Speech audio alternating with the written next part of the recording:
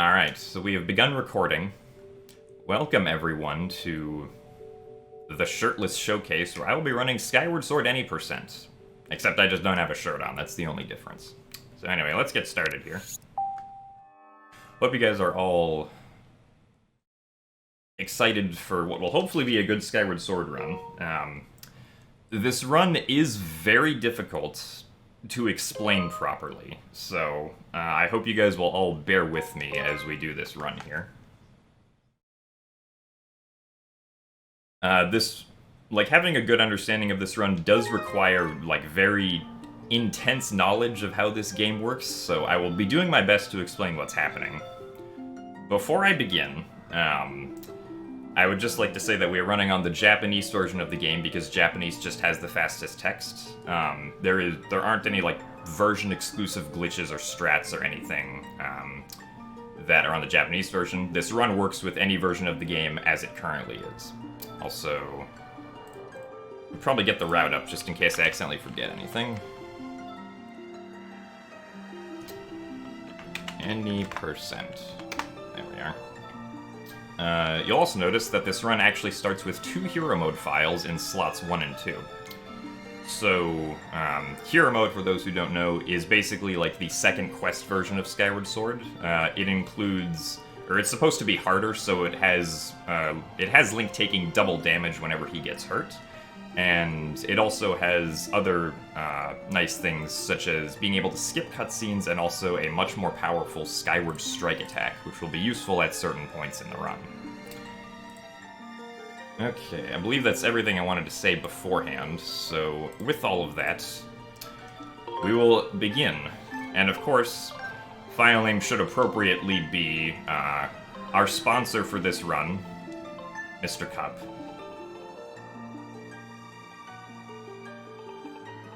So with that, we will begin in 3, 2, 1, start.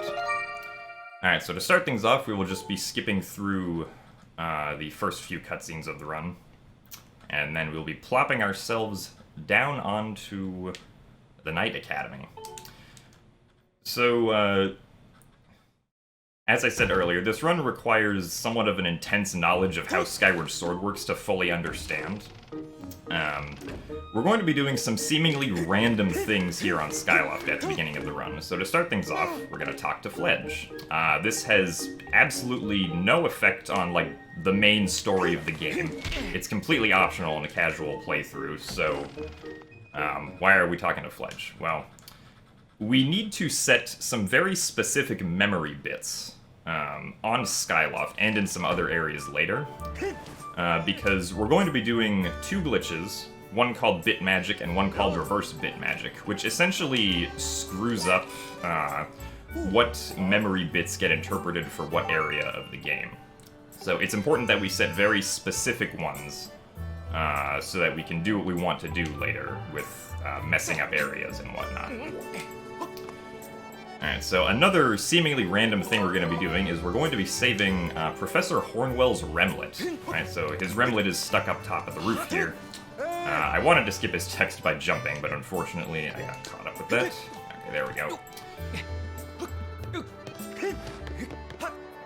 So if you're interested in what memory bits we're setting exactly, you can actually look up the scene flag sheet, which you can find with the command !sheet. And using this sheet, you can, again, see what memory bits we're setting. The sheet has tabs for every area of the game. And just for technical info, each area has 128 individual bits that can be used to set scene flags on that specific area. So, as an example, by rescuing the Remlet right here, we are setting scene flags at 2x10 and 2x40 on Skyloft. Alright, now that we've set those, we're going to do our first instance of Back in Time in this speedrun. So Back in Time is this game's sort of bread and butter, glitch-wise. And to perform Back in Time, we need to first kill Link, so we'll be jumping off of this post a few times. This post is just high enough to give Link some fall damage, which is very convenient, otherwise it would take a while to get somewhere else to be able to do death like this. Alright. And just one more time.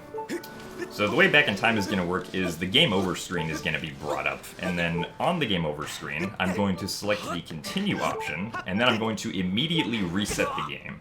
And what this is going to do is it's going to make Link fall into the title screen, right? Because what's going to happen is the game's going to try to continue Link onto the Skyloft map, but by resetting the game, I'm then changing the current map back to the title screen. So this happens. Very good. Now, Back in Time is very powerful because it gives us the ability to play our file, to play the game and select our game files at the exact same time, right?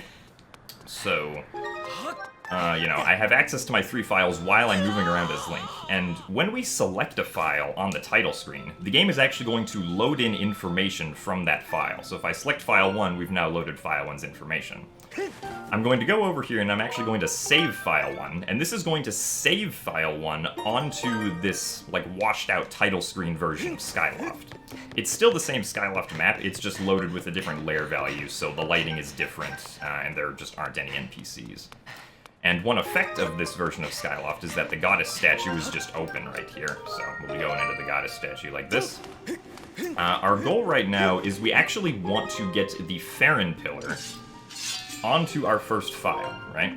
So we're going to go through the sequence of events from this point that normally gets us to the Farron Pillar opening up. And from that point, we're going to be doing a glitch that I mentioned earlier called reverse bit magic, right? So reverse bit magic is essentially where we start a file in Back in Time while on the title screen, and we start that file with such a timing so that when the file is fading out to then load in from where the file is actually saved, a certain memory value gets set during Back in Time, and that memory value stays on our file after we've started it. So again, the memory value that we're going to be setting this time is the one that indicates that the Farron Pillar is open. And this is going to happen right as the beacon of light goes into the clouds in the next cutscene and the Farron Pillar forms up. Okay, so we got the cutscene coming up here. Thankfully, the time window for this is pretty lenient. I believe it's about 31 frames, so it's almost a full second that we have here. So camera change, then start file 1. So this puts the Farron Pillar on our first file. And it's convenient because it allows us to put the Farron Pillar on our first file without us having to go through all of the normal Skyloft stuff, which is important for setting up this file for later in the run. And since we saved our first file on this version of Skyloft, we're now on it again, so we can actually go get the Goddess Sword regularly.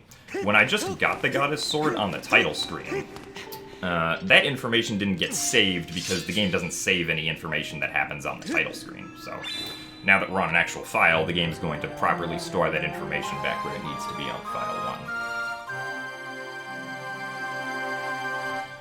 1. Okay, that was a lot to explain. Alright. So now we're going to actually sort of go through Skyloft the regular way. But first I'm going to strike the Goddess Pedestal in here because I'd like the Goddess Pedestal to be open. Alright. This is just, again, for setting up this file, because I'm going to be using the properties of this file a lot later in the run during Back in Time. Alright, now we can go out to meet Zelda and everything. So, our next goal is we need to go save our Loftwing. And to do that, we have to watch the Groose cutscene, which only spawns after the Zelda cutscene, so somewhat chain of dependency is going on here. Okay, so now we're going to be running for a while.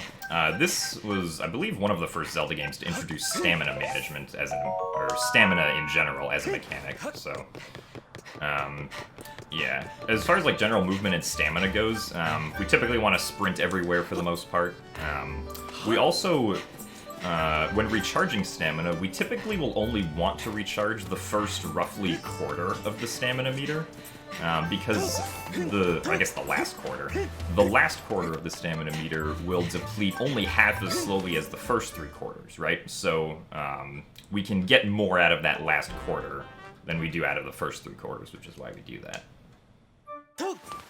And if we have extra stamina, we then want to use it for rolling, right? Because rolling is 1 frame faster on average than sprinting over the same distance. Also good luck. Alright, before we save our Loftwing, though, we have to go in and out of this house right here. For some reason, going in and out of this house just happens to set another scene flag value, and it's very useful scene flag value, so we want to make sure we do this.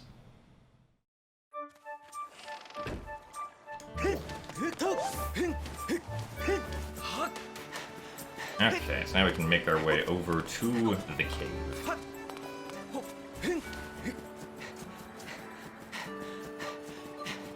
So our Loftwing is just past this cave. Sort of the general goal that we want to do with setting up this file is we want to have a file which has the Elden Pillar open, right? We've already done that.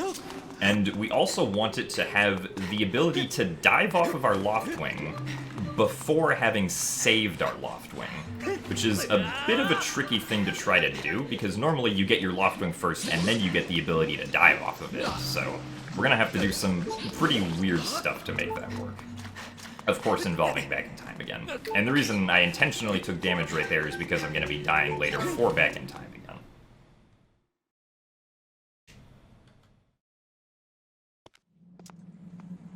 Okay, so if we want to get diving before we save our Loftwing, we're going to have to be saving our progress before we actually save our Loftwing, and then we're going to be using a different file to then get our Loftwing. So after we watch this Zelda cutscene right here, we're going to be saving our file right here, and we're going to be copying it to file 3. Remember, we're on file 1 right now. We're going to be mixing and matching our files a lot, so I will do my best to explain what the purpose of each file is whenever it's relevant, but it's a lot to try and take in. Alright, so copy to file 3. So file 3 is going to be the file that we eventually set up all of the stuff that we want on, right? Getting diving before we get our Loftwing. So we will be saving our Loftwing on file 1, and then we will be using the property of having saved our Loftwing here to then aid us in getting diving before we get the Loftwing on file 3. Also, you can see the Elden Pillar in the background right there. Alright. Skip this cutscene, and then call our Loftwing with the D-pad down. Okay, so now we're going to be entering the Loftwing tutorial section. This is pretty much just an auto-scroller. There's not much you can do to speed it up, so we'll just be flapping around here. What's important to note about the Loftwing tutorial right here is that even though the Elden Pillar we can see in the background is there, I can't actually fly there because there are certain bounds on the Loftwing tutorial that the game doesn't want us to exit. So you'll see right now that if, like, you know, I try dashing forward, I'm not actually going anywhere. I can't get any closer to the Elden Pillar. And that's going to be important later. Alright, but for now, we're going to be doing what's known as the Wing Ceremony cutscene skip, or at least hopefully we're going to be doing it. It is a cutscene skip that involves a 2-frame side hop out of the cutscene trigger before the cutscene actually starts, so hopefully I can get that here. The queue for it isn't great, but hopefully we'll be able to have it happen. If it doesn't, then we're unfortunately going to lose a minute. Let's see if we can do this. Alright, very good. So we side hopped out of the cutscene trigger, didn't lose a minute, thankfully. And then, once again, we're going to be going and dying for back in time. What a surprise. Okay, so just for clarification, I'm using the physical reset button that's on my Wii console, which is off screen, so you can't see it. Okay, now we're going to be doing a technique called file duping. So, I want to get the information from my third file onto my second file, but I specifically need to do it in this glitched way that allows me to still select my second file as if it's a new game file, right? So, this is why I can't just do, like, use the normal copy function, because, you know, I want to still select file 2 as if it's a new game file. I'm also going to bit save file 1 here so that I can load in my Loftwing so I can get on my Loftwing in back in time. Alright, so you'll see that my second file actually now has the name of my third file, So when we select it, it has the name Cup. And I'm going to be doing a technique known as a reverse bit warp right here. Alright, so I started the second file, and I entered into the sky loading zone at the same time, or a little bit afterwards. So this is going to allow me to get on my Loftwing in the sky, despite the fact that I do not actually have my Loftwing saved on this file, right? Because this is essentially a copy of file 3, which never saved my Loftwing. But, because I can get on my Loftwing here and enter into this Phi text trigger, this Phi text trigger will specifically give us the ability to dive. So you'll notice on D-pad down now it has some Japanese text that just refers to diving.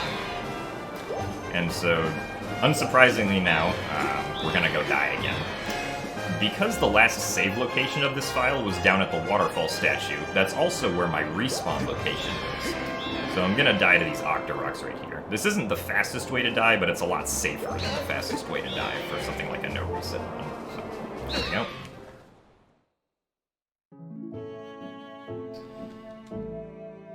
Alright, so game over. No back in time now, just continue. And we're now back at the waterfall statue, which means that we can go and save our Loftwing again.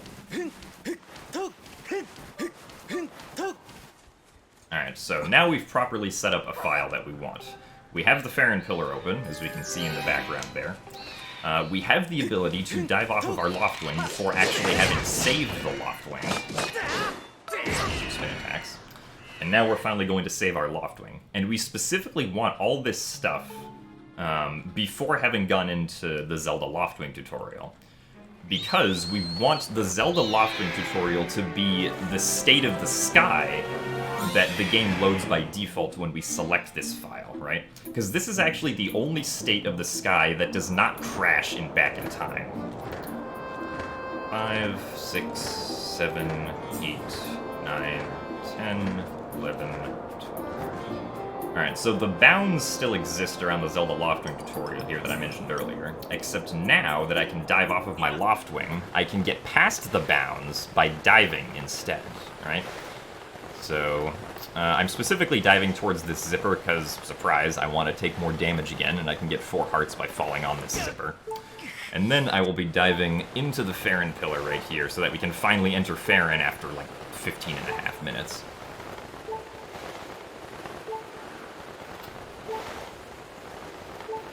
And almost there. And I remembered to split. Excellent. Okay. Now that we have all this set up, we're going to be landing into the sealed grounds. However, because I skipped getting the hero's tunic, you'll notice I'm not wearing like the typical green hero garb that Link has.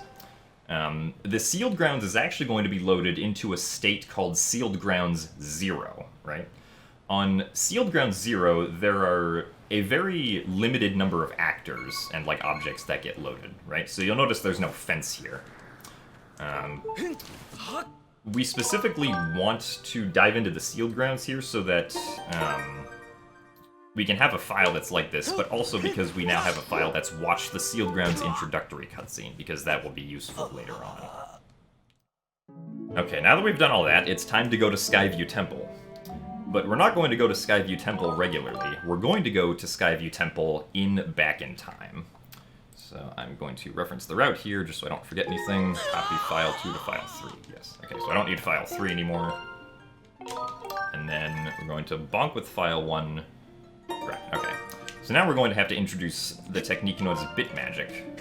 So when I select my first file right here and bonk into that tree, the game loads in the information from file 1 and actually applies that information to the Skyloft map, right? So when I select file 1 right here, these gates are going to open up. And I'm going to bit save my second file right here because I want these statue coordinates. So the game has loaded the Skyloft scene flag information from file 1 now. But regardless of what map I'm on and back in time, if I select file 1, the game is still going to load the Skyloft scene flag information and attempt to apply that information to whatever map I'm on, right? So now we're going to go dive into the Elden Pillar back in time, and I have to be careful to do this correctly. I need to specifically enter into the pillar with file 1. And by enter in, I mean, like, start the cutscene that enters Link into the pillar. And also, the reason there's text on screen is because this is the Zelda Loftwing tutorial lair, yada yada yada. So Zelda's like, hey, do you know how you can use your Loftwing? Alright, now that we're past this cutscene, select file 3, so that we can actually go into here. Right. So, when I select file 1 on this map, this is going to bring down the log between the sealed grounds and the behind the temple area. This log being down happens to share the same scene flag with having talked to Fledge at the beginning of the game, which is why it just seems to randomly come down here. Alright, so now we can enter into the behind the temple area. This area is also in layer 0, so there's no door blocking us here, which is very nice. And I will also want to enter into Farron Woods with file 1. Okay.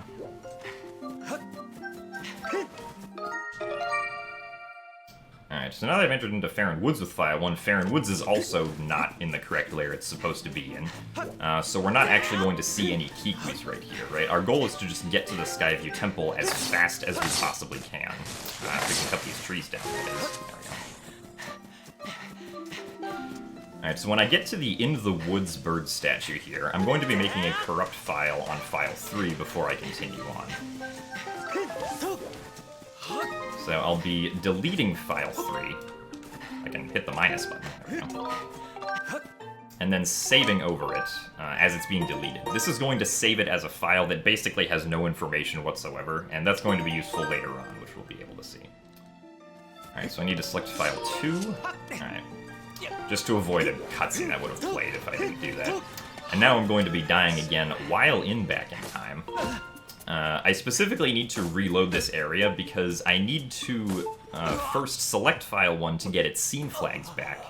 And then after selecting file 1, I need to reload the area for one of those scene flag changes to actually take proper effect, right? So, as we go through here, the scene flag that we specifically need to have take effect is the one of the rope to the deep woods being down. So, once we go up here, we'll see that the rope is down, and this rope being down is specifically tied to having entered and exited Kukiel's house back on Skyward. Now, when we go to the deep woods, we're going to see some other interesting stuff happen. We're actually just sort of going to teleport directly to the Skyview Temple once the cutscene of Five's text and stuff is over. And I need to specifically make sure that I do not open up the splash screen before Five's text is done. So I'm going to use the WiiMotion Plus tutorial prompt here to do this. Alright, so now we're in front of the Skyview Temple. Once the cutscene of entering the Skyview Temple begins, I'm going to be copying file 2 to file 1 because I don't need file 1 anymore. Now, I'm going to be doing another reverse bit warp, except this time I'm going to go into the Skyview Temple using file 1, right? So this is going to take the coordinates that I have on file 1, and it's going to apply them to the Skyview Temple. Now these coordinates from Skyloft just so happen to place us way too far into the Skyview Temple, so we can pretty much just skip all of it now. And because there are no actors loaded, the gate that's normally blocking us there isn't loaded in as well. So we can get to the very last part of the temple right here. Unfortunately, the rope to the boss door is also not loaded, so I have to reload the room to properly get the actors back.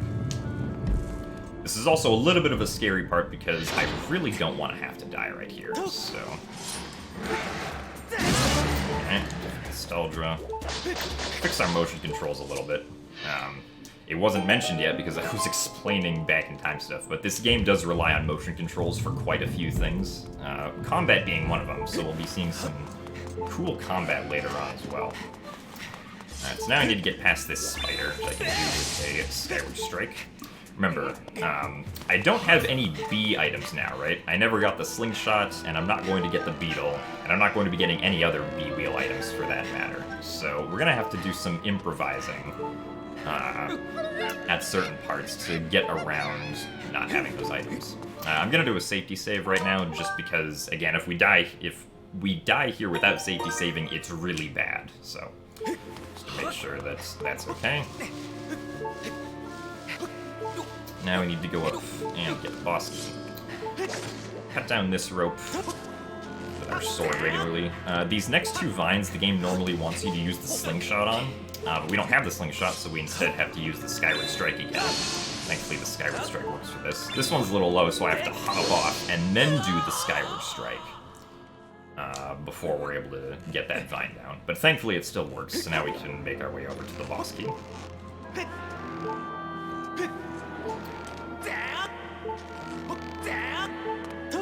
Alright.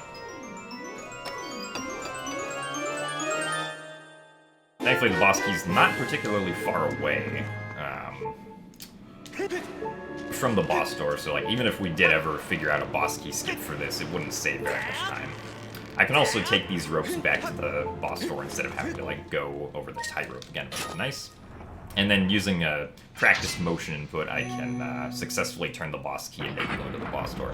The boss keys always all start at the same orientation, so you just have to memorize like a specific movement input with the Wii Remote to get them to fit into the door like that.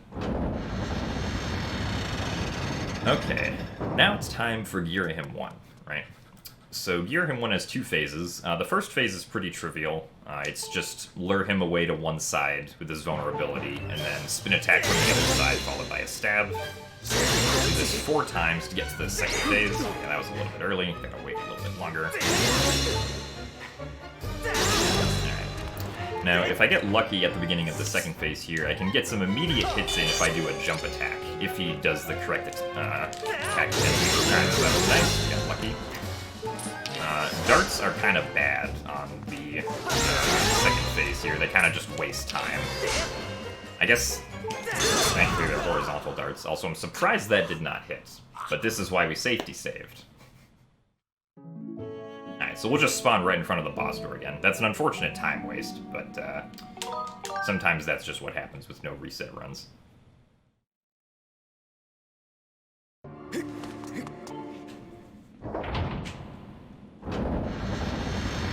But yeah, when Girahim blocks a certain direction, you need to hit him from the other direction, or else he counters you and does damage. Alright, so let's try this again. Okay. I have to do an extra hit now. Oh, never mind. Oh, that's right. I understand why that happens. Right, so I didn't get lucky that time, unfortunately. More darts. This is a really weird attack pattern from Girahim. Vertical darts are the worst, because then Girahim jumps back. Alright, that attack was a little bit early.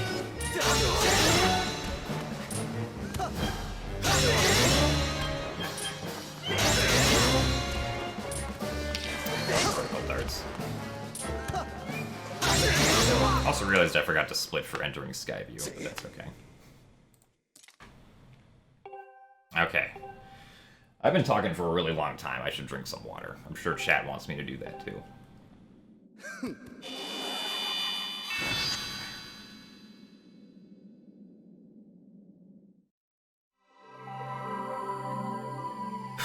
Okay. So we're going to be getting this heart container here. The heart container is not strictly necessary, but it will be good for later in the run.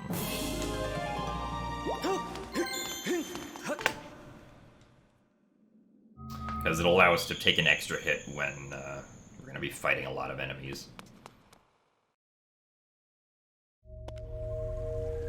Okay. Now we're done with Skyview Temple. So we can make our way over to get the ruby tablet. Okay, so once we get the ruby tablet here, we're going to be saving our game and doing back in time again. And the next trick we're going to be doing is a reverse bit warp into the goddess statue that is on Skyloft. So there's actually like 2 kind of reverse bit warps that we can do. There are ones where we reverse bit warp with a file that's saved at a save prompt, and there are ones that we do when a file is saved at a statue, right? So the one we did into Skyview Temple was saved at a statue, but here we're going to be saving at a save prompt, right? And so this is going to cause the reverse bit warp to act differently. It's actually going to cause it to be, like, more of what you would expect to happen with a reverse bit warp. Because with the one that happened into Skyview, that one took our coordinates from the bird statue and then applied those coordinates to Skyview. This one's not going to do that. It's just going to load us straight into the goddess statue correctly. Also, I have to resave file 2 right here for complicated reasons that I'm not going to get into. But now, to start back in time, I'm going to start my corrupt file again that we made back in the Faron Woods. Corrupt file, Link has no health, so he just kind of dies when the file starts. And then we'll be able to do back in time again.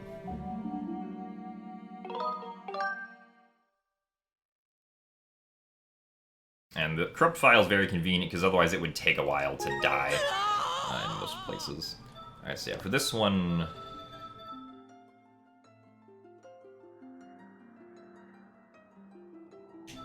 Okay. Off with file 2.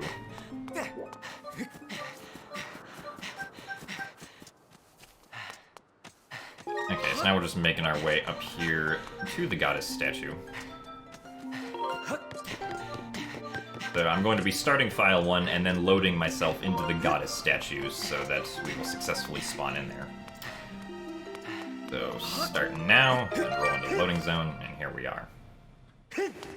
Alright, so I specifically want to place this tablet not while in Back in Time, because I want to get the effects of the cutscene that normally plays after you watch this light pillar cutscene. Or, well, the cutscene normally happens after you place the Faron pillar, but we didn't place that one the normal way, so instead it's going to happen once we place this pillar.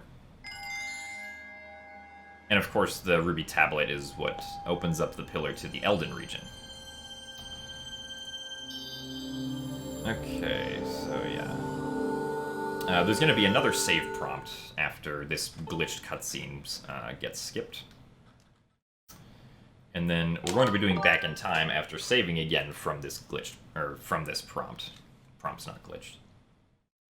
We specifically have to reset the console, instead of like saving and quitting, because for some reason saving and quitting after reverse bit warp just brings you back to the main title screen. I don't know why, just that's how we do it. Anyway, so Link's gonna die immediately again. Get to the game over screen, we'll do back in time. Now, for this back in time instance, we're going to be doing a reverse bit warp into the Elden region, right? And this one we actually want to do from a save statue, so that we get the coordinates of the save statue. So I'm actually going to be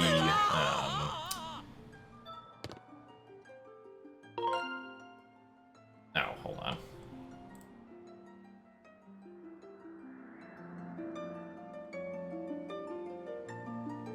Okay, yeah. Looking at the wrong route the whole time, but this should still be fine. I need to get specific positioning for this save right here. And then, yes. Okay, I'm pretty sure this will all still be fine.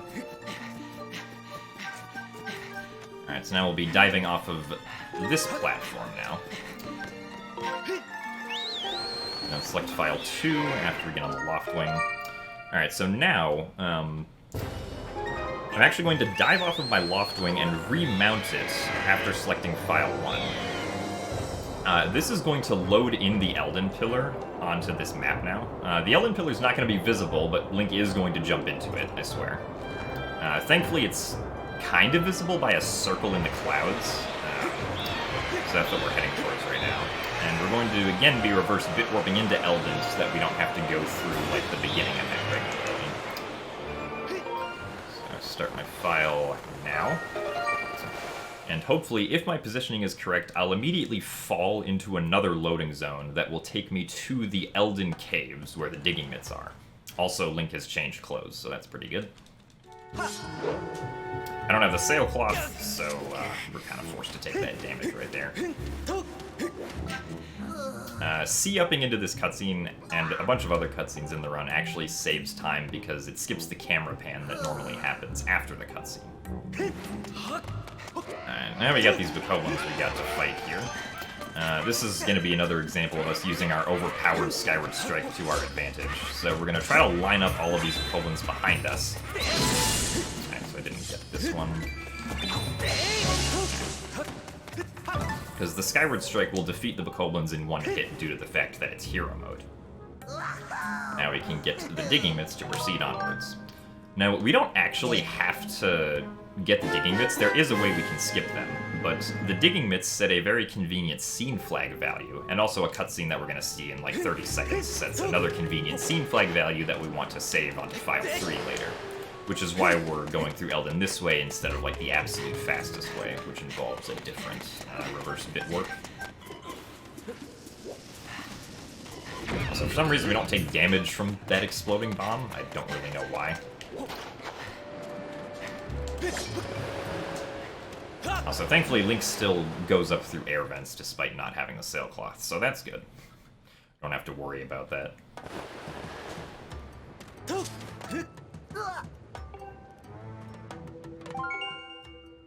Alright, so coming up after this cutscene, we have the most important trick of the run, I say with absolutely no sarcasm, where Link is going to walk around in circles.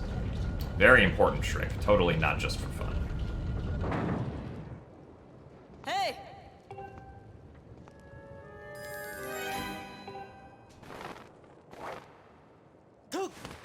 Alright, now, normally in Elden, you're supposed to collect 5 pieces of a key. And using those 5 pieces, you can then put them all together and successfully enter into the Earth Temple. But surprisingly, not unsurprisingly, we're not going to be doing that because we can get around it. So we're going to do Back in Time again. And for this instance of Back in Time, we will be performing reverse bit magic, specifically using the gravestone in the graveyard that opens up the shed to Petro's house. And we'll see what this does later on once we actually climb up Elden all the way. Although I pretty much already said what it was going to do. You'll probably figure it out. Alright, so if we actually want to do that, though, we have to make it nighttime. Because the grave can only be activated at nighttime, as far as I'm aware. So we'll be going into this house right here. And we will be making it nighttime. Normally, if you go in a house and you try to go back outside to Skyloft, the game is going to crash. But if you make it nighttime first and then go out with game files that are at specific points in the game, you cannot crash. Thankfully, the corrupt file works for this, so I can use my corrupt file here to get outside and not have to crash the game. Slash this, start the file, and push the gravestone. This is going to set the value of the gravestone having been pushed, except it's not going to set that value on the Skyloft region. It's going to set it on the Elden region, right? So that bit value means something completely different in the Elden region, and it's going to be useful for us when we get up to the top of the volcano. Because I don't have the slingshot, I have to do this weird, like, stutter sprinting strategy so that I can get past this bokoblin that throws down rocks. If we get too close to the bokoblin, then the bokoblin is going to be, like, alert. He's going to pull out his sword and, like, wait for us to come up to try to knock us down. So that's why we did that weird climbing strategy.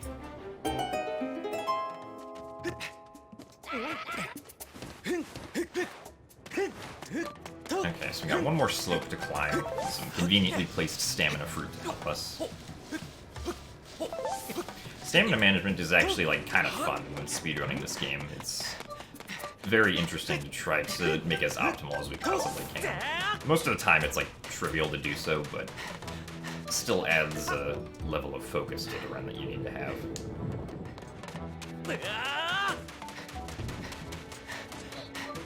Okay, up we go. Once again, timing our running here so that we climb up the ledges right as the bokoblins throw down the boulders, obviously not getting hit by any of them. And now we've made it to the Just Sayin' cutscene. This is the cutscene that explains you need to find the 5 pieces of the key. Again, though, we're not going to do that. So right now, it looks like the Earth Temple door in the background of this cutscene is closed. But that's not actually true. The door is actually open. It's just that we didn't reload the area after performing the last RBM, which opened the door. So, thankfully that doesn't actually matter, because the trigger for entering into the Earth Temple is just a cutscene. And the cutscene trigger is active right now, and doesn't care if the door isn't visually open or not. So once we go through this last text with Phi, I can skip another split that I forgot, and enter into the Earth Temple. Okay, now, in the Earth Temple, we're going to start things off with a very tricky trick known as the Key Yeet. So normally there's these 3 ropes that you have to cut down at the beginning of Earth Temple here to lower a bridge.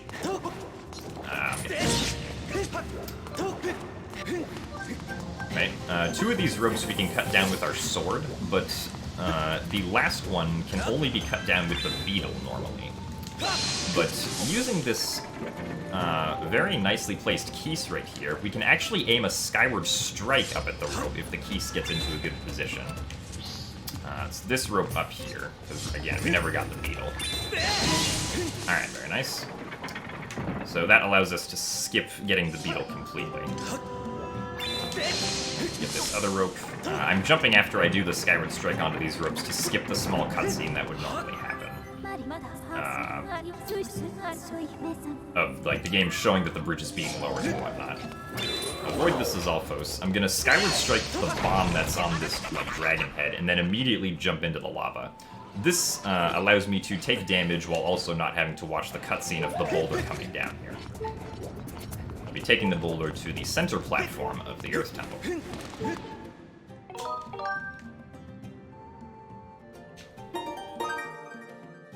Okay, now it's time to do back in time again, surprisingly.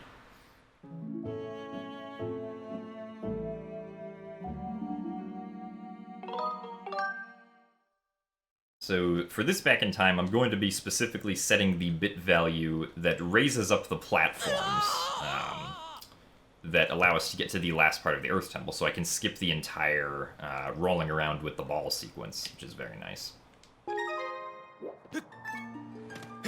So I'm going to be bonking onto this tree with File 2 to load File 2's information in. This opens up the gates here on Skyloft so I can get to the Knight Academy.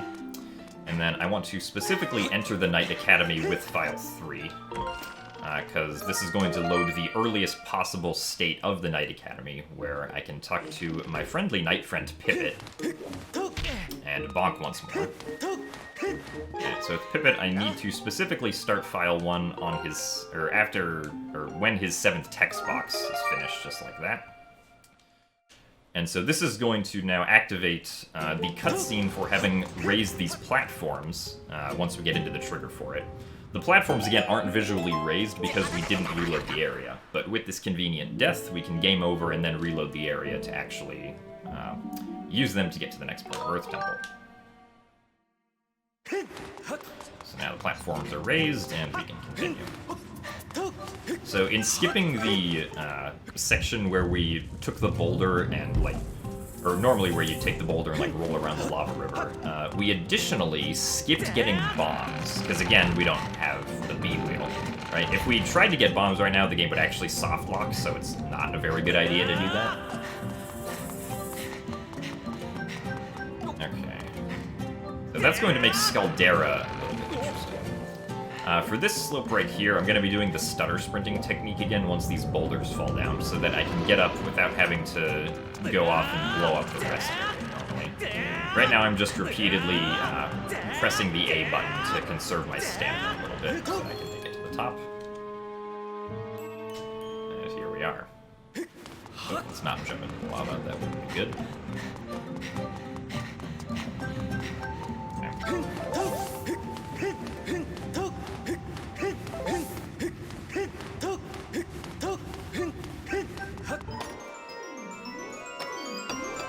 So now we can get the boss key.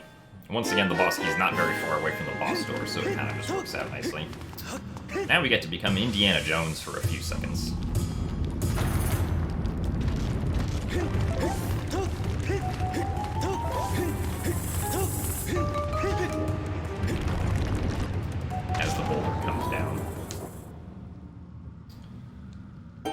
boulder is actually the boulder that Girahim uses to make Skaldera the boss. So, interesting trivia fact. Skaldera was trying to kill us even before Girahim came down and made Skaldera come alive.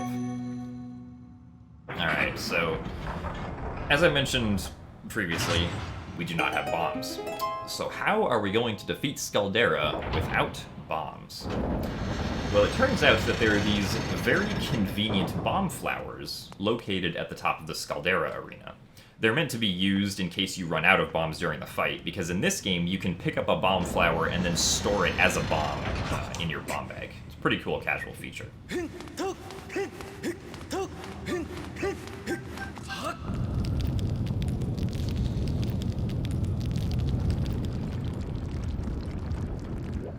So, almost over here. What's kind of tricky about this, though, is that Skaldera sort of has, like, 2 phases to his fight. There's no, like, transition between them, really. But there's his first phase, which is just, like, his regular fight phase, and then he also has a rage phase after that. And during his rage phase, he always falls all the way down to the bottom of the arena, I'm pretty sure, so we can't use bomb flowers there. But what we can use there is we can use a Skyward Strike if we specifically do not let Skaldera's vulnerability timer run out the last time before the rage phase happens. A lot to take in, I know, but we'll be seeing it in action here in a few minutes.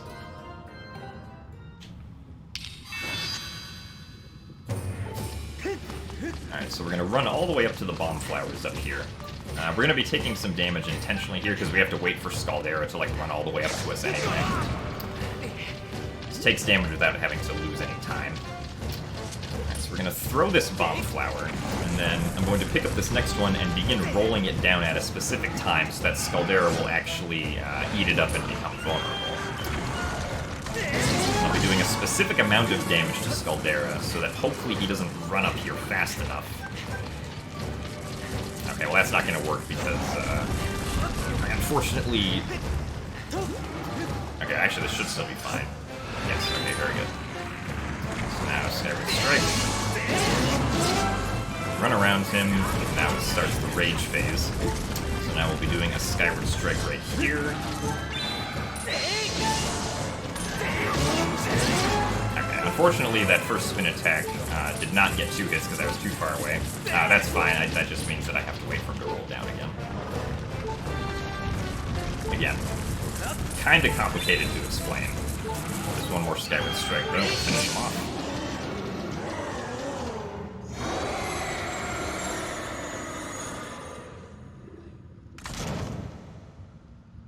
And, okay, he's dead.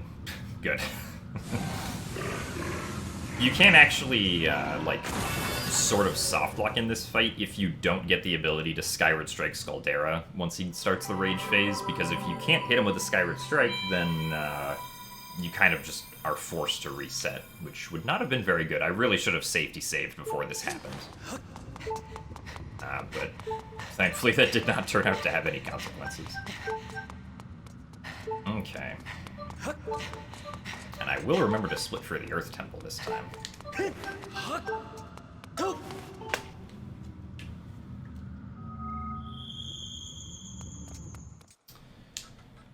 Alright. So now with finishing the Earth Temple, we have gained access to the Amber Tablet, which allows us to go to the Lenairu region. And Lenairu is sort of the focal point that allows this entire run to be as short as it is, right? So we're about almost 47 minutes into the run. And if the rest of the run goes well, we're going to be finishing it in less than an hour and a half total time. So what would that be, like, about 40 minutes from now, perhaps? Something like that. So we'll be going to Lenairu as fast as we can. We'll be saving our file right here, because we specifically want to save it at the save statue since we'll be using it for back in time later, as well as now. And the fastest way to do back in time here is by dying in the lava. One convenient thing about dying in lava versus, like, the regular ground is that the game over screen comes up much quicker, which is nice. And that goes for any void out that's not on land, whether it be water, a void, or lava. Alright, so at the start of this one, I'm going to be copying file 1 to file 3, because I would like to save the scene flags that I have in the Elden region to use for later back-in-time shenanigans. Alright, so bonk file 2. The rupee that drops here, I'm actually going to intentionally collect with file 1, because this is going to load in the amber tablet from file 1. And then we're going to be bit-saving file 1 at the Lower Academy bird statue here. Now, unlike the Ruby tablet, and the Elden Pillar in general, I'm actually going to be doing reverse bit magic on the Lenairu Pillar cutscene, so that I don't have to go and place the Lenairu Pillar on my file itself. Or place the amber tablet, I should say, because we don't place the pillar. Specifically want to enter into here with file 2 to avoid some phi text.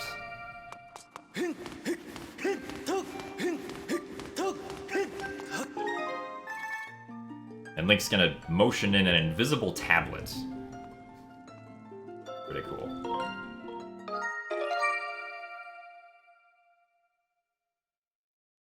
Alright, so just like with the Farron Pillar at the beginning of the run, I'm gonna be starting my file right as the right as the Lenairu Pillar forms up.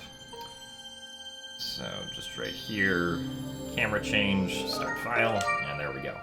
And the bit save that we did earlier conveniently places us on a much closer to the Lenairu Pillar part of Skyloft, so we can just jump off of here and be on our way to the Lenairu Pillar. Jumping off of the northeastern platform from Skyloft is like very slow for having to fly to the Lenairu Pillar. So this bit save is very convenient. It only ends up saving like a few seconds, I'm pretty sure, but it's still good enough time to be worth it.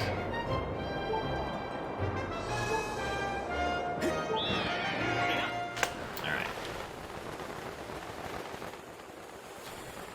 Into Lenairu we go. Now, the first thing we want to do in Lenairu is we want to get the Goddess Harp, right? Now, normally to get the Goddess Harp, you have to go through the Lenairu Mines, go through the Lenairu Desert, activate, the generator, to then open up the Lenairu Mining Facility and completely clear the Lenairu Mining Facility.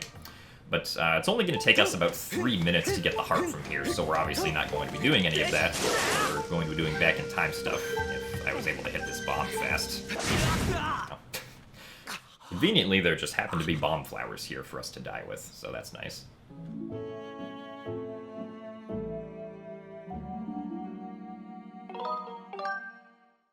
Alright, so for this instance of reverse bit magic, I'm going to be going to visit the Demon Man Betrow, who lives down at like the underside of Skyloft. So, first we need to open up the shed to his house. If you remember in the Elden region, we did the RBM where we opened up the shed, so we can now use that value that we set to open up the shed again and back in time, because those values correspond to the same thing.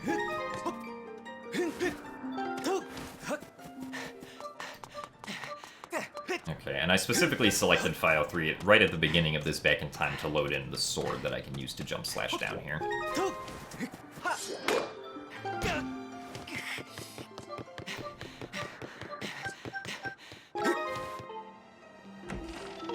Okay, so in we go.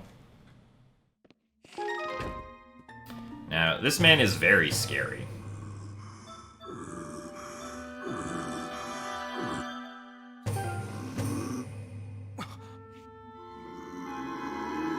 He's going to scream at us.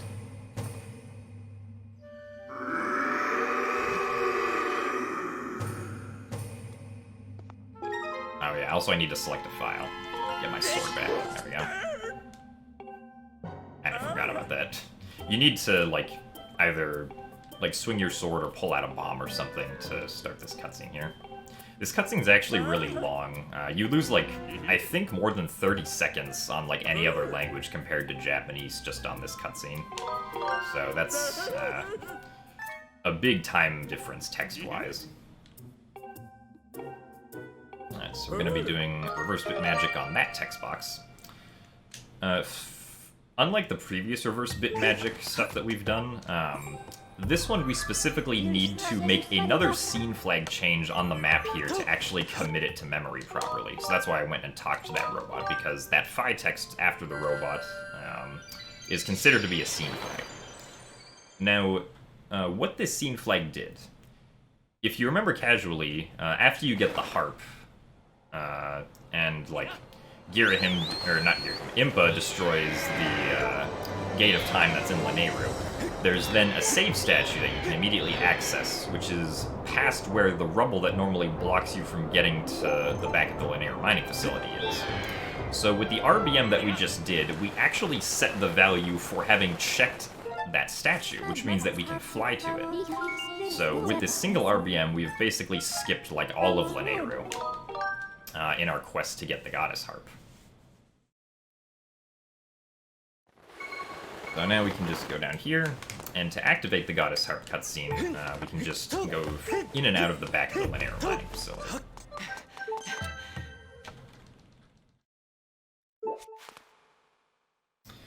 And just like at the beginning of the game, there's another cutscene skip that we can do here with a 2-frame backflip or side hop. For this one, because I don't have to save right before it, I'm just gonna mash for it. Alright.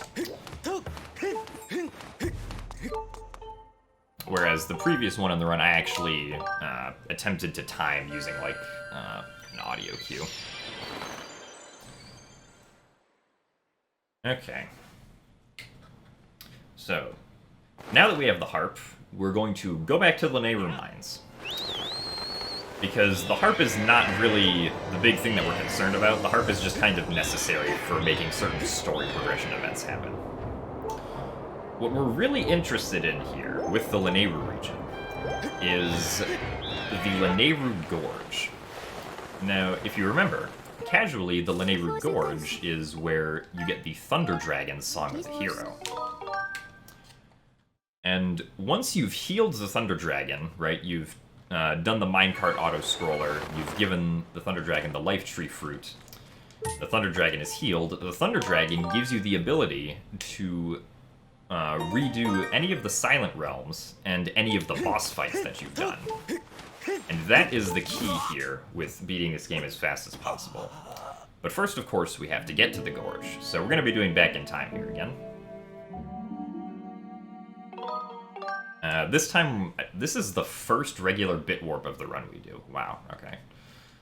So, we've seen a lot of reverse bit warps before. A typical reverse bit warp will take the coordinates of the file that we're on and apply it to the map that we go on to in Back in Time. A regular bit warp is the opposite of that, right? We're going to be taking coordinates from Back in Time and applying them to the map that our file is on. I have to reselect file 2 here to actually get the gates open up again. Alright, so I'm going to save and start my file at the same time at this bird statue, and this is going to cause the bit warp to happen, because the game doesn't save, or the game saves our coordinate information before it saves our map information, which allows the game to save the Skyloft coordinates, but then load the map that was previously saved on the file. Okay. Now that we've explained that, it's time to run out of bounds for like a minute. For some reason in Skyward Sword, there are just these like huge swaths of out-of-bounds collision in a lot of areas. So Lenairu Mines and Lenairu Gorge included.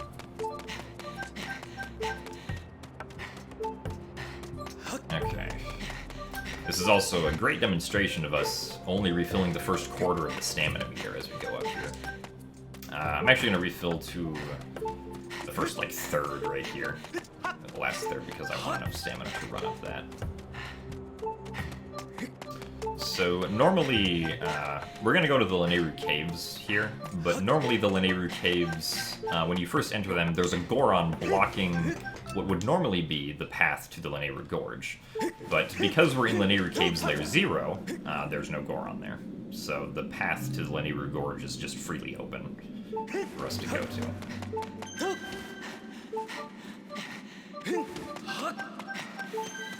See up into this loading zone, because if we see up into a loading zone, we then get instant control on the other side most of the time. Alright, time for the Lenairu Gorge. So, first things first, we need to get the minecart of the Lenairu Gorge to the end of the track here. Unfortunately, that kind of requires a few things that we don't have. It requires the beetle, it requires the claw shots, and it requires the whip. We don't have any of those, so instead we have to do some back-in-time stuff. Okay, so the first thing we're going to be doing here is we're going to be doing the Rock RBM. So this is going to be the first reverse bit magic instance where we do not use a Skyloft scene flag, but instead use a scene flag that is in the sealed grounds. So to get to the sealed grounds, I'm going to be bit saving my second file to get my Loftwing back. That I can actually jump on my Loftwing and use it. And then, right, yeah, dive file 1 or file 3 and use file 2 in the fade out.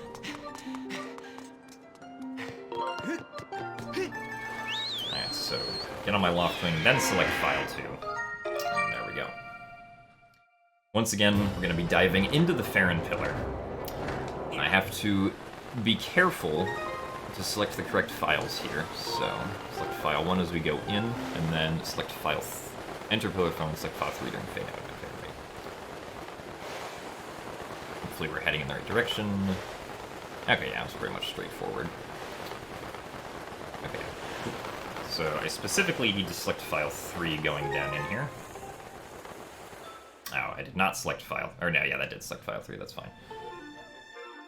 Alright, now I need to... because I have the harp on file 1, this is going to spawn me directly into the behind the temple area. And then... yeah, so just now reload behind the temple. Okay, yeah. Go near statue, open file, select...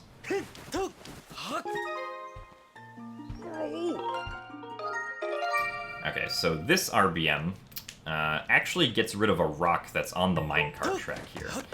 So you can see that in the distance on like the left side of the screen there's this rock right here.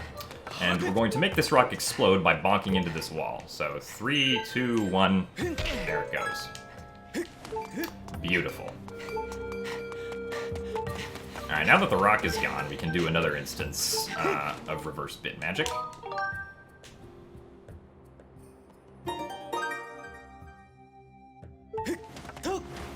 There's a very convenient bomb cactus here that we use to die into the void, so that's very nice.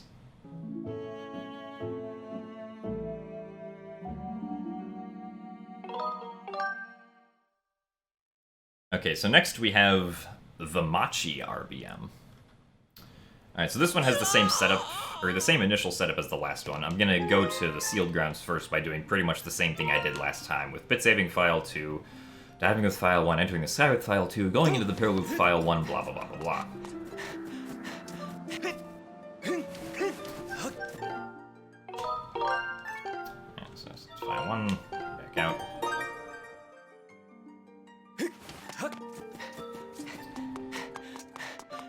We specifically want to select a non-file 2 file so that we get the instant load into the sky, but then select file 2 right beforehand so that we load into the layer of the sky that doesn't crash, right? If I try to go to the sky with either files 1 or 3, then the game's going to crash, and that's obviously not very good. So once again, use file 1 here. And then this one is either files 2 or 3 when I get in, right? Yeah, I was drifting a little bit to the left. It's kind of hard to tell how you drift when you're diving, because you don't have very good visual cues, like from the clouds or anything. Okay, so this one is... Run text with file 3, reload with file 2.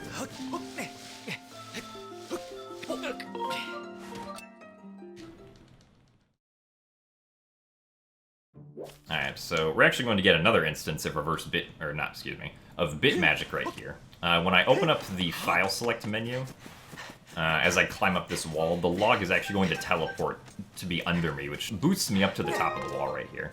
And then entering Farron Woods with file 2. Okay. So I specifically need to enter with file 2 because this is going to spawn in Machi in this layer of the Farron Woods. If I enter in with files 1 or 3, this is not going to work. So we're going to go over and we're going to save Machi here. Not actually sure if doing it on this menu is necessary, but whatever. select file when during this, and then using my Skyward Strike, the enemies. Alright, so I'm going to be starting my first file as the text for Manchi scrolls by here. This is going to not set a scene flag, actually, but it's going to set a temporary flag, right? Which you won't find on the scene flag sheet. And to commit this one, I'm going to be blowing up this rock here, if I can angle myself correctly. Alright, very good.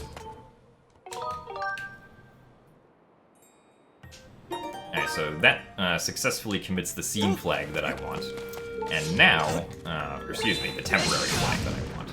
Because that temporary flag is necessary because, if you remember during the minecart escort sequence normally, there are like certain checkpoints that the minecart has so that you don't like have to redo the entire thing every time that you unfortunately fail. So the temporary flag that we've set has actually put the minecart at the last checkpoint that it has. We just now have to get over to where the minecart is. So we're going to be doing that with a bit warp, if I remember to select that too.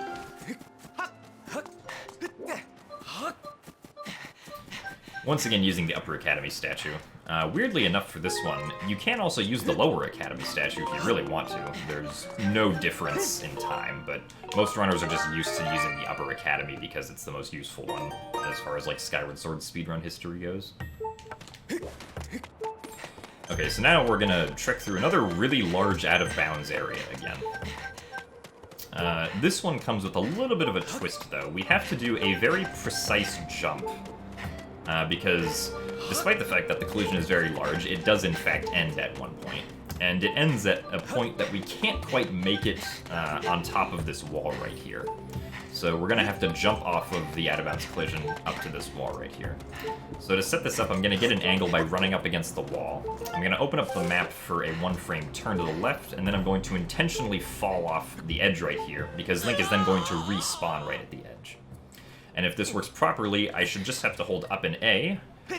Okay, not quite. So I have to hold slightly farther to the right.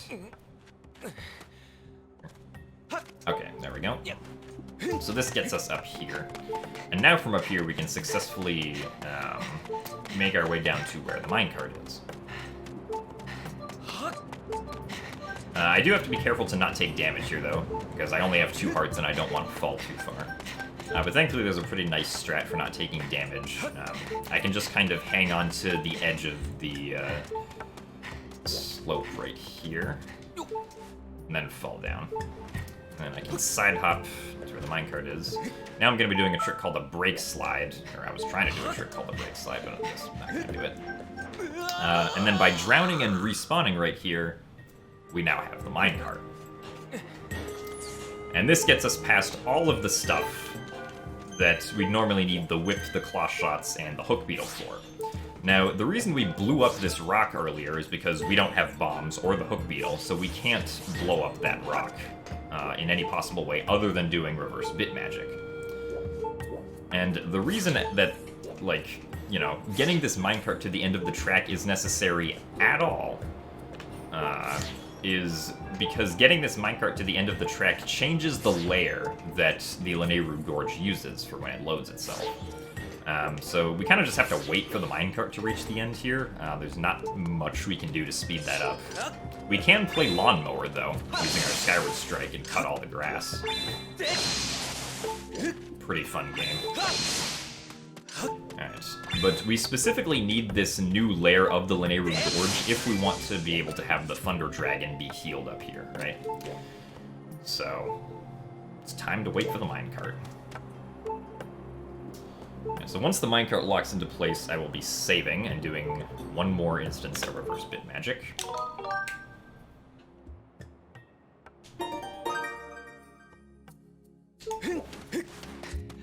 Let's bring out our sword. Okay, so this instance of reverse bit magic, again, it's going to happen in sealed grounds, so we have to go through the entire process of getting to the sealed grounds and back in time again. I don't need to explain that anymore. For this one, we specifically want to watch the Groose cutscene in Farron that would normally happen once you get the harp. So yeah, so this time the only difference is that I'm going to keep file 1 selected as I dive into the Farron Pillar, instead of selecting either file 2 or 3.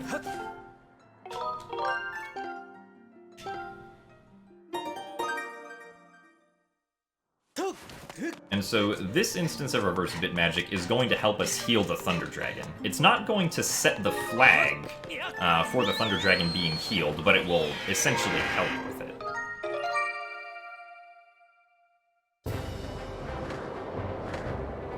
Dive once again. Ooh, okay, we're drifting now. Alright, so yeah, hopefully I don't drift too far here.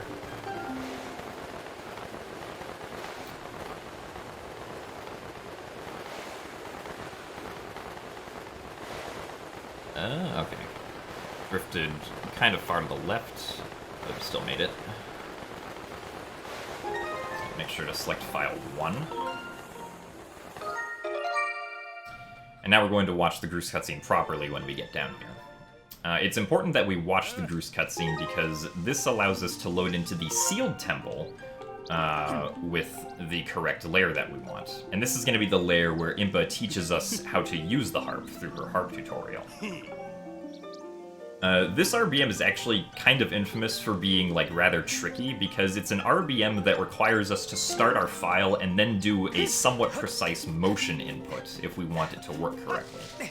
So hopefully we don't screw that up, because it kind of sucks if it gets screwed up.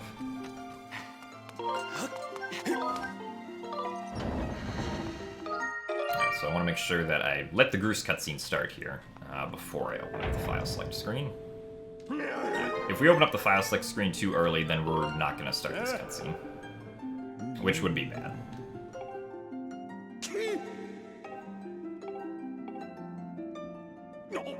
Okay, so during the harp tutorial, the harp has different pitches that get used depending on where you are in the tutorial. What we're going to be listening for, because we can't, like, see anything really here, is we're going to be listening for the harp to reach a higher pitch, right? When the harp goes from low pitch to high pitch, then on the very next harp strum, I want to try to perform the RBM. So we'll try to do that here. The harp's going to start out high, it's going to go low, and then it's going to go high again.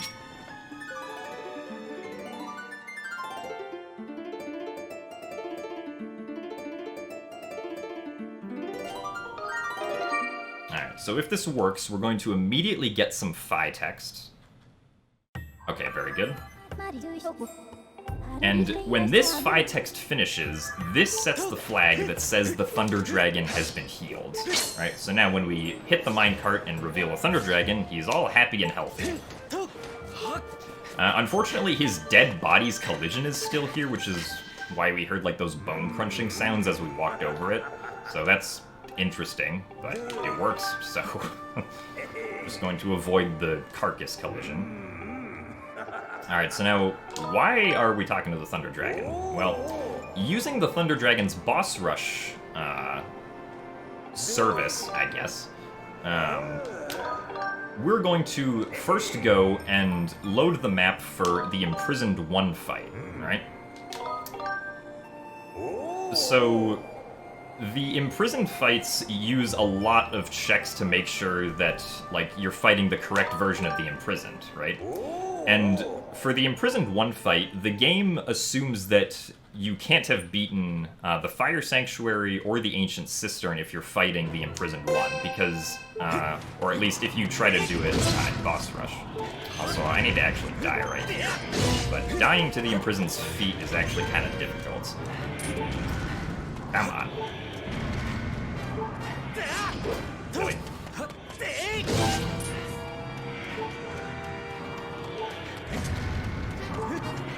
Let me die. I don't need to win against the imprisoned, I just need to die, but this is turning out to be difficult. Come on. The camera's not helping either.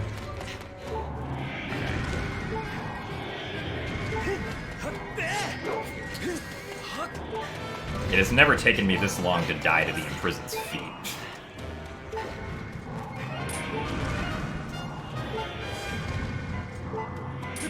Come on. Why is this so difficult? This should not be this difficult. Okay. Apparently this just isn't going to happen, so I'm going to have to die with fall damage, I guess.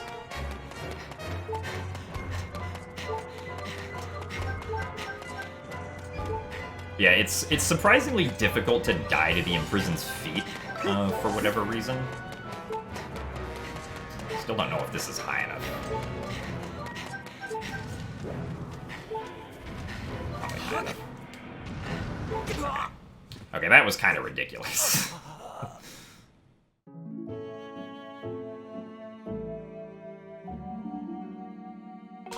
Anyway, so by going into the Imprisoned fight right there and then exiting it, the game will actually now set the values from me having beaten the Ancient Cistern and the Fire Sanctuary, because it assumes that if I've made it to the boss rush portion of the game, I must have already beaten the Ancient Cistern and the Fire Sanctuary.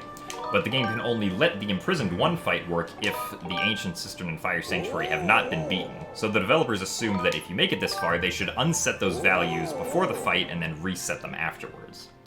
So the game now thinks that we've beaten the Ancient Cistern and the Fire Sanctuary, which is pretty cool. Alright.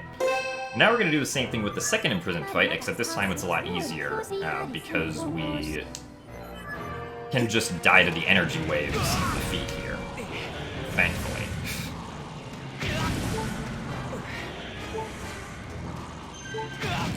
Okay. We have successfully completed Death by Feet.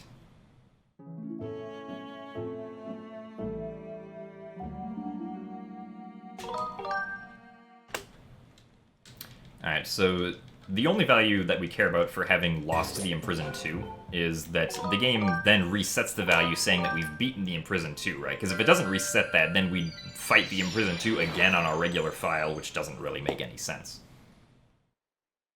So now we are done here. We have the game now thinks that we've beaten the Ancient Cistern, beaten the Fire Sanctuary, and that we've beaten the second Imprisoned fight. And these values are all properly in place now that we can open up the Gate of Time on our file. We're not going to be going to Farron, though. We're going to be opening up the Gate of Time back in time, and we're going to be reverse bit magicking the value of having opened up the Gate of Time. So we're going to fly back to Skyloft for this to work, because to open up the Gate of Time, we need to first bit magic in a specific scene flag value that we just happen to have on Skyloft right here. It was one of the values that got set back when we saved the Remlet at the very beginning of the run. So we can use that value back in time, and then we'll be able to reverse bit magic open the Gate of Time. So now, to actually die, we'll be going over to File 3. File 3 is still saved in Elden, so we can easily die with some lava.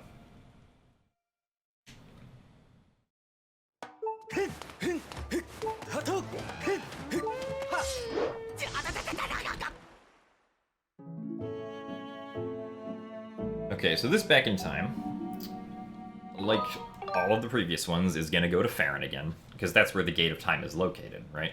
The Gate of Time being open is not a scene flag, it is what's known as a story flag, which means that it's global, right? So there's only one place I can RBM the Gate of Time being open, which is where you would normally open up the Gate of Time. Oops, hold on. File 2 here.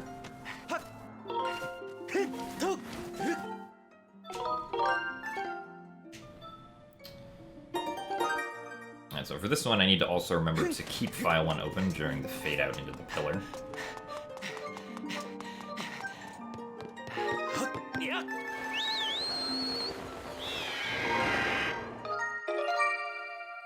So once again, 3 flaps upwards, and then begin diving toward the Farron pillar.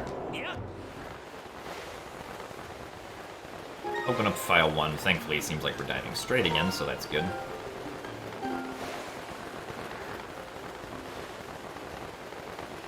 And keep this file selected once we go in. Again, we want File 1 open because this allows us to watch the Groose cutscene. The Groose cutscene will start, or the Groose cutscene will allow us to load the sealed temple with a very specific layer, which is the layer that we can first open up the Gate of Time on, right? Because the normal sequence of events here is that we first have to open up, or excuse me, we first have to raise the Gate of Time, but the raised Gate of Time is still closed. Once the Gate of Time is raised, we then have to open it, which can only be done after you beat the Imprisoned 2. which we already did in Boss Rush, thankfully. Okay, so here we go.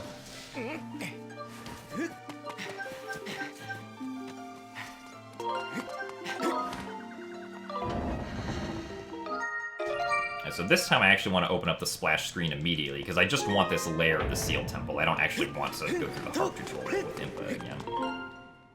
I'm going to be bit-saving my file here, so that now file 1 is in the sealed ground, so I don't have to fly all the way back to Farron. And then I'll be entering into the circle here.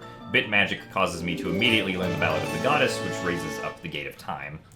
And now I want to start my first file, and then Skyward strike the Gate of Time to open it up. Right? So, start Skyward strike, and now once I turn around here, you'll notice that the Gate of Time is fully open and operational. And with the Gate of Time open, there's one more instance of reverse bit magic that we have to do, right? So, the Gate of Time being open again pretty much allows us to skip the Ancient Cistern, Sandship, and Fire Sanctuary. So we don't have to do any of those temples. And normally once you get past the Gate of Time, you then learn about like the Triforce and everything, and how you have to go collect the Song of the Hero, to then go open up Skykeep, and then come back to defeat the final boss of the game. We're not going to be doing any of that. So this is the last instance of Back in Time in this run. This is the infamous 7x04 RBM. The 7x04 is the scene flag value that we set here. So this one has a bit of a different setup this time. I'm going to go to the Upper Academy bird statue on Skyloft. I'm going to check the Upper Academy statue with file 1 because I sort of want to steal the scene flag value that checking the statue sets onto my first file. And then I will be bit saving file 2. Then right down with file 1 and 3.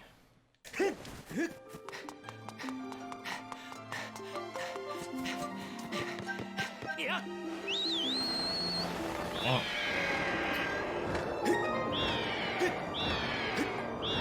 I'm sure we select file 2 here.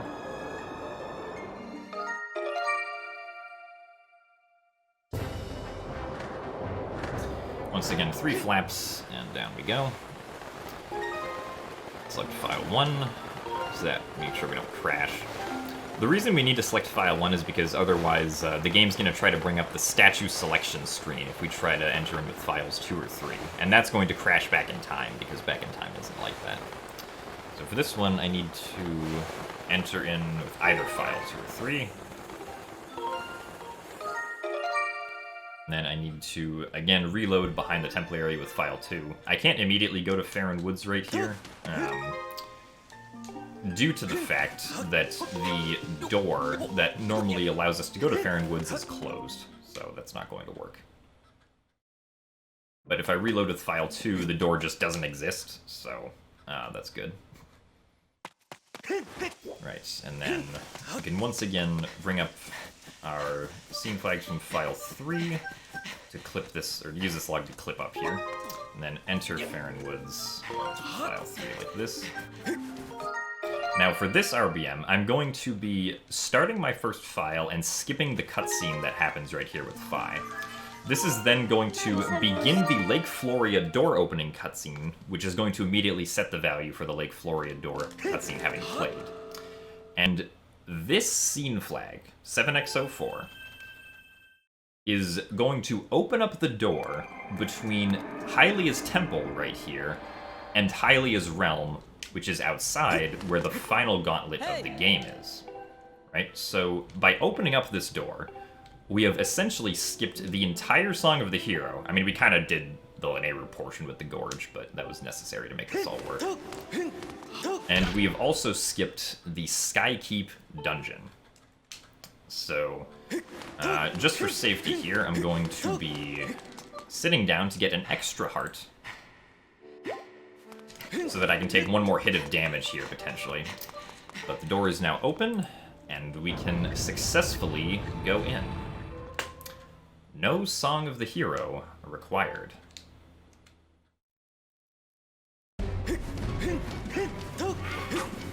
Alright, so now we've gotten to the final 5 minutes of the game. And first we have to get past the Horde. So the Horde is essentially a series of challenge fights that you have to face while Girahim attempts to like finish his ritual with Zelda. So this first fight we have these 5 blue-capped Pokemon's right here. I really want to avoid taking damage. I can't get the target on this last one. Okay. No way. Alright, so unfortunately I took damage right there. I'll be fine if I don't take any more damage. For this next sequence of enemies, Girahim's going to try to spawn in 3 Moblins, and what I'm going to try to do is I'm going to try to run up the shield of the Moblin on the left side here and jump over the wall to essentially skip a portion of the Horde fight. So, alright, very good. So that skips a very annoying fight that you have to go through with like an overpowered blue Bokoblin, and also just saves time because you don't have to run around an entire revolution of the Whirlpool here. We call this the Whirlpool because the game just refers to this map as like the Whirlpool. Alright, now we got the Stealthers. That's not correct. Okay, that was an interesting fight. Also, good camera right there. Alright, hopefully do not take any damage here. Okay, well, 1 heart. As long as I can make it past this next set of enemies, we'll be fine. Because then the Horde will be defeated and we won't have to fight it again. But this is why we got that extra heart. So that we could survive the Horde here. I'm gonna be doing some Skyward Strike spin attacks to attempt to get rid of all these enemies if they want to come close to me. Also, we still have this evil energy right here on the map. That's sort of left over because of the fact that we never sealed the sealing spike into the ground in the initial sealed ground fight. Seeing that here as it kind of interferes with the Girahim fight a little bit. This is Girahim 3, though. Girahim 3 has 3 phases. For this first one, we need to knock him off of this platform 3 times. And hopefully not die. Ideally, I would have jumped down to the next platform to avoid the long fall on the ending blow attack.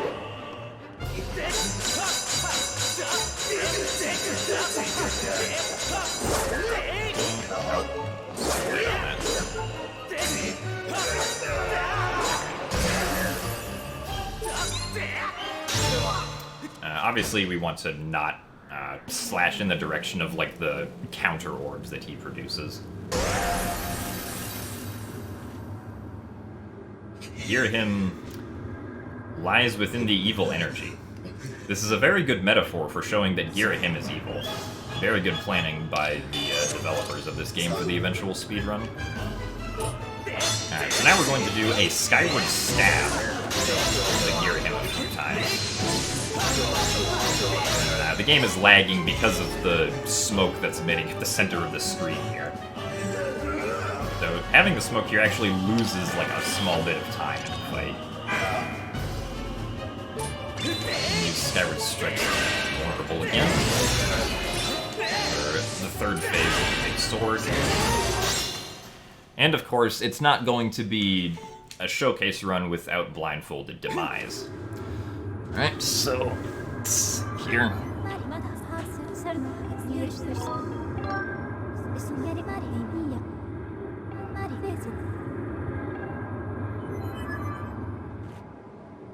I'm not going to use my vision at all to fight Demise. I do only have 1 heart, so if I get hit at all, I'm gonna die. But we can just try again, because we'll spawn in front of the portal, so it's fine.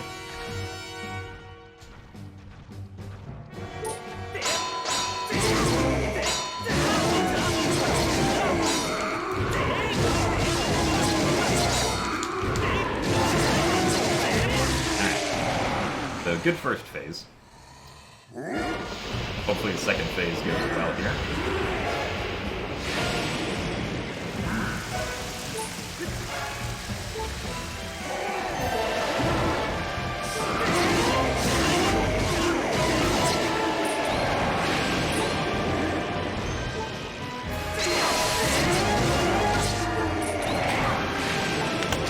Alright, excellent. We have successfully completed The Legend of Zelda Skyward Sword in 1 hour, 27 minutes, and 23 seconds. With no shirt on.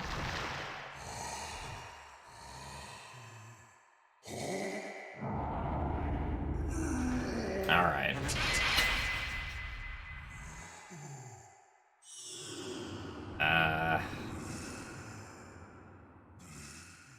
So, yeah.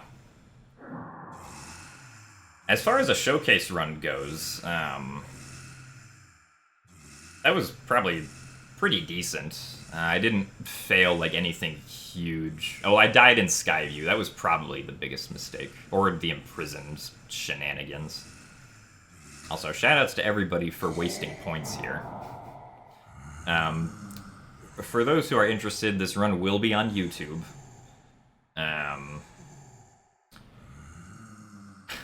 I hope you guys all enjoyed the run. If anyone has any questions about the run right now, and probably take question time, because, again, there is a lot of stuff that goes on in this run, so... If anybody has questions, I will try to read them as we go through the credits here.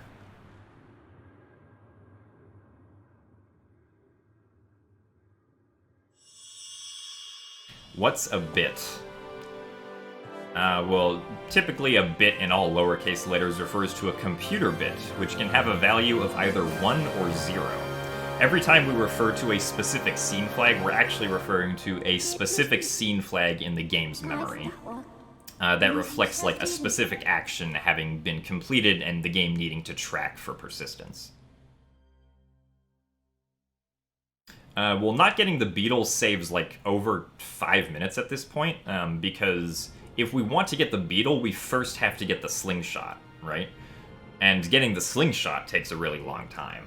So, getting any other B items without having gotten the slingshot will actually soft-lock the game, right? Like, Link will open the chest for the item, he'll reveal it, and then he'll just stay here forever. He'll just be like... and nothing will happen. It's kind of a funny soft-lock.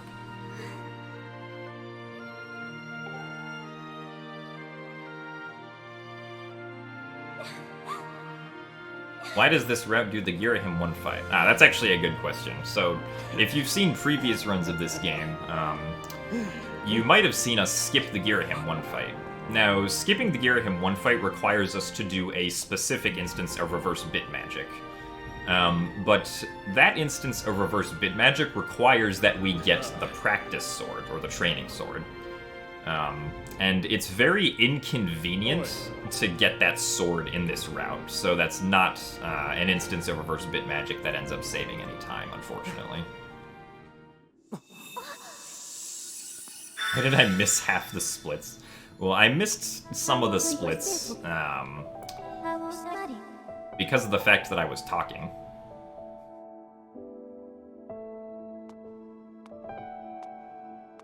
How much time did Shirtless save in real life? Well, being shirtless saved my morning routine about 3 seconds, so it was a good time save on the morning routine. But yeah, it is pretty crazy to see how low Skyward Sword has gotten these days. No, the blindfold was a blanket. This thing was not a shirt.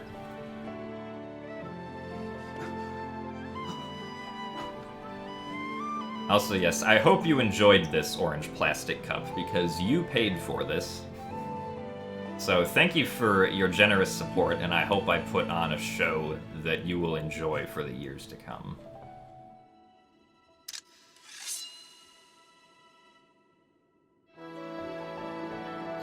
Why do we not do the Elden out of bounds anymore? Okay, I think you know the answer to that answer. There were also previous routes of this game that used an out of bounds sequence in the Elden region to skip getting the digging mitts, right? So, the key with this route, though, is that we want the specific scene flags that we can get while collecting the digging mitts, because we want those scene flags specifically for doing the RBM where we open up the Tro's house. We specifically need the value 9x04, which is talking to the Magma before the Impa Bridge, because that will open up the Tro's house and allow us to get in there. We also want 1x08 for the Rock RBM, which is actually having received the digging mitts in the Elden region. So even though it wastes time initially, it saves time later because it allows us to have those values for the later instances of reverse bit magic that require bit magicking in certain values. Yes, the low percent run still skips digging mitts. The low percent run of this game only gets 4 items, I believe. It gets the Goddess Sword, the Harp, the Ruby Tablet, and the Amber Tablet, and I'm pretty sure that's it. So it's a 4-item category.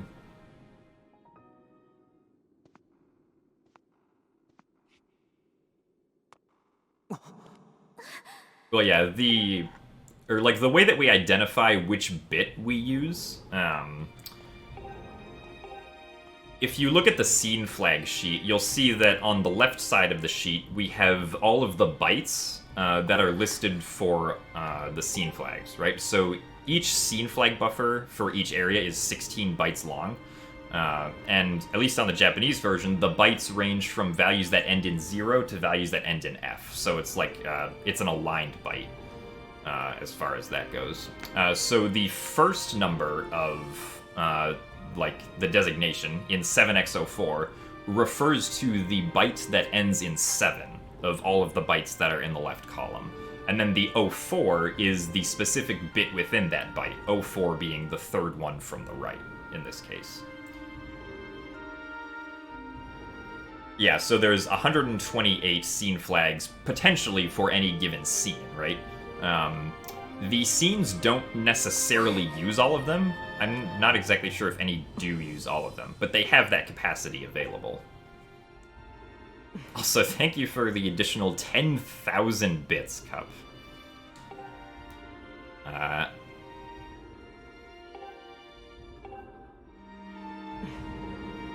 I'm glad that you ended up enjoying this.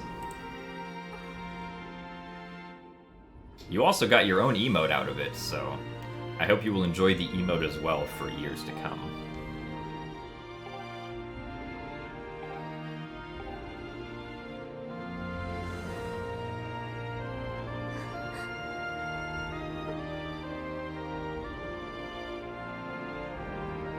Yeah, does anybody have any more questions about things? Or are we just going to be sad with these endings?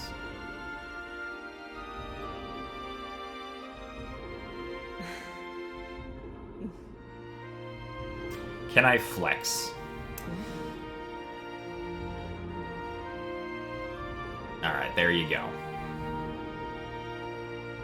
I'm not doing that again.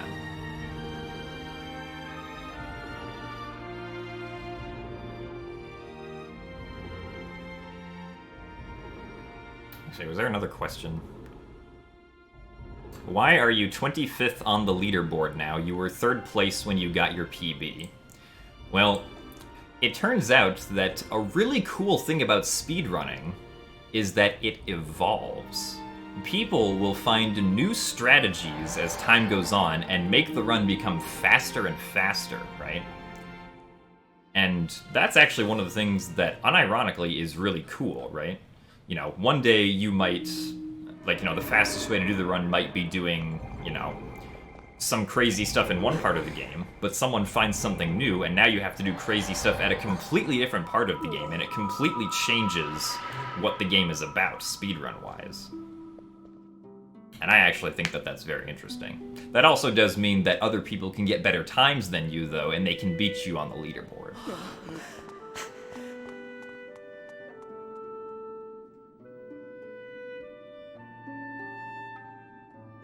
No, Mini-Mini's not washed up.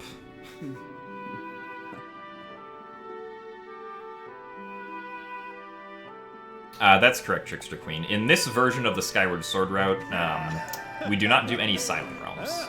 And it's unlikely that we'll ever do any Silent Realms ever again in any percent, so... yeah. On a scale from 1 to 10, how much do I regret this already? I mean, I don't really regret this at all. It's just a Skyward Sword run. What was discovered that lets you skip bombs? Well, we've actually been able to skip bombs for a really long time. It was just that it was never very convenient to do. But, like, we've always, not always, we've known for a very long time that you can just use the bomb flowers at the top of the Scaldera room to successfully defeat Scaldera. Right? Like, even before, like, the early boss rush stuff that we have now, we could still skip bombs. It was, again, just very inconvenient. So nothing new was really found. It just finally became convenient to skip bombs.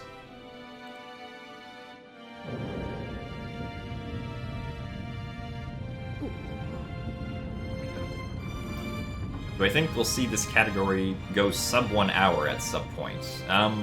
With what we know about the game now, I don't anticipate will be under 1 hour.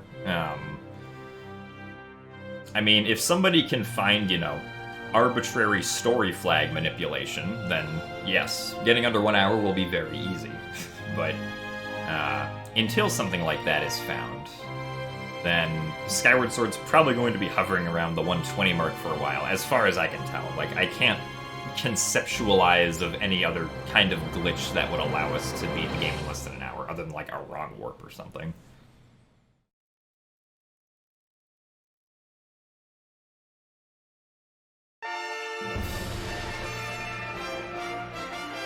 I will not be doing Twilight Princess HDL dungeons today.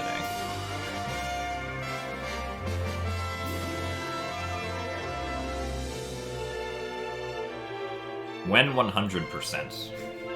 I do not anticipate running 100% anytime soon, unfortunately, so... sorry. Can you skip the harp? Yes, it is possible to skip the harp in this game, but that does not help with, like, the low percent category or anything, right? Because you can skip the harp by forcing a specific layer of the sealed grounds to load after the Imprisoned 1 fight, I believe it is. But doing that, unfortunately, just kind of takes a long time, and you also have to do some really slow instances of reverse bit magic to then be able to open up the Gate of Time afterwards, so not really worth it to skip the harp.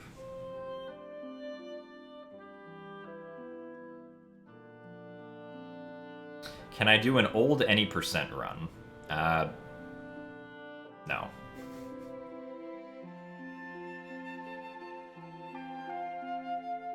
Yeah, you also get the Ballad of the Goddess if you skip the harp, so, like, if you try to do a low percent run where you, like, ooh, I can only do 3 items because I skipped the harp, well, you're gonna get another item because you got the Ballad of the Goddess.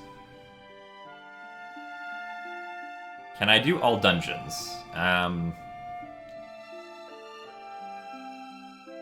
If I feel like it, but I don't particularly feel like doing all dungeons right now, so...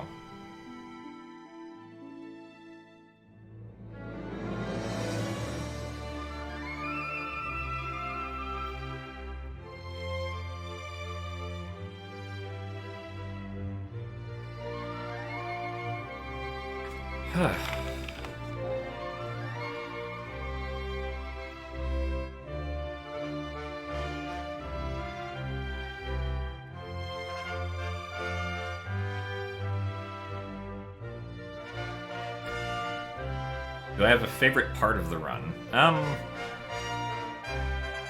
want to say my favorite part of the run now is probably the giant bit magic sequence that we do to get to Skyview Temple, and then, like, Skyview Temple right after that. I think that, like, pretty much skipping all of Farron and, like, using bit magic and back in time to get through everything, and then reverse bit warp into the Skyview Temple is just, like, extremely cool.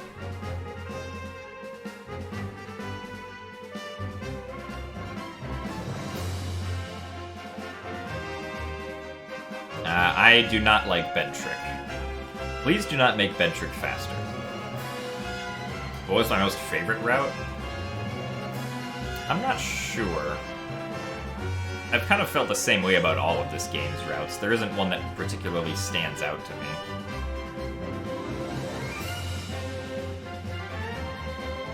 As far as I can, like, tell or, like, feel within myself.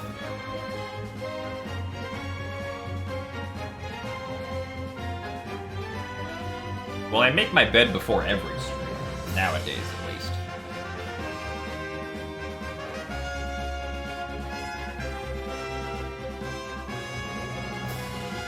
Also, I am only answering questions about the speedrun. I'm not answering meme questions about other weird things.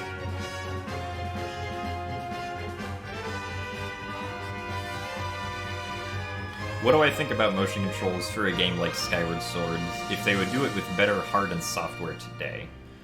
I mean, I personally think the motion controls in this game are great. They can occasionally be problematic, but for the most part, like, if you understand how they work, you can get a pretty consistent grip and control of them. So I personally really like them. I think that they make the combat in this game the best that it's ever been in the Zelda series, which is one of the reasons I really enjoy this game. I will not be doing more any percent runs.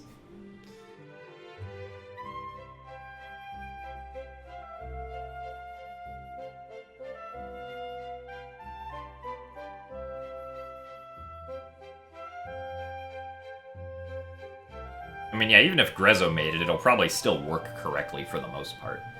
Grezzo doesn't, like, absolutely break the functionality of their games that they remake. They just happen to add a lot of good speedrun stuff to them.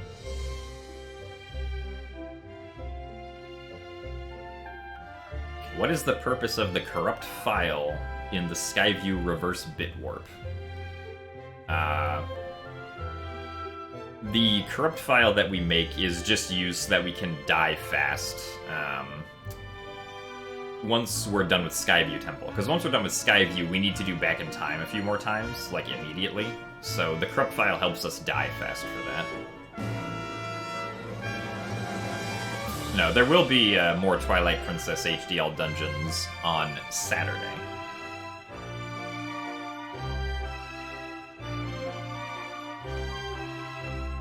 Would the run be faster if you had access to more save files? Yes, the run would be faster if we could have access to 4 or 5 different save files instead of just 2 or 3. That's one of the big challenges of routing the any percent category properly, because we can only save so much data at a given time, because we only have a limit of 3 files.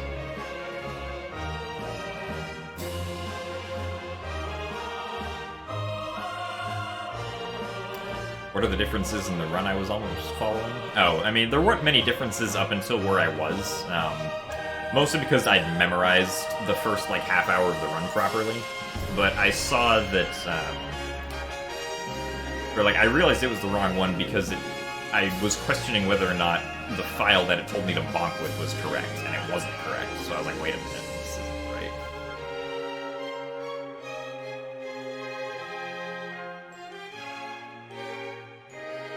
Oh, yeah, that's also true, Shout Playing. You also need to have a Skyloft scene index file for being able to get into Skyview with the story flag that allows Skyview there once there exists properly.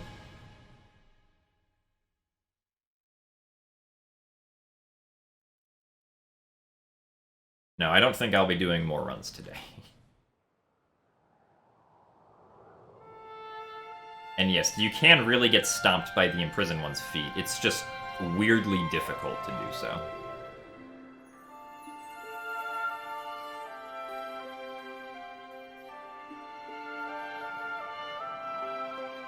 Execution-wise, this run...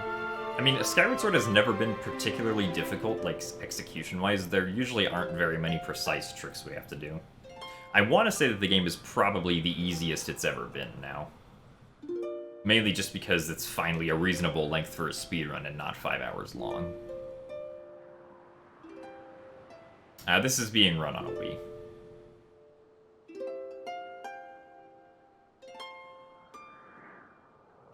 Right, because when Skyward Sword was 5 hours long, it still wasn't very difficult to execute most things, but you had to execute pretty much 5 straight hours of gameplay with, like, almost no breaks. Yeah, like, the hardest part of learning this game now is that you basically have to, like, study how back in time works so that you understand what's happening, right? Like, there are a lot of nuances to back in time which can affect how things properly work. So you need to understand how back in time reacts to, like, almost every action that you can perform, which can be a bit daunting to learn about.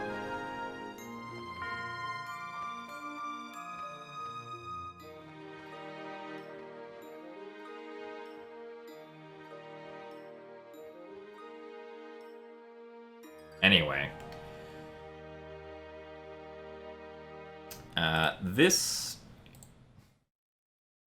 this concludes today's Shirtless showcase of The Legend of Zelda Skyward Sword Any%.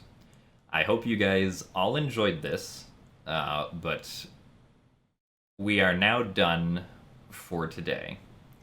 I thank you all for tuning in, and I hope you have learned something about The Legend of Zelda Skyward Sword. Thank you for watching, and goodbye for now.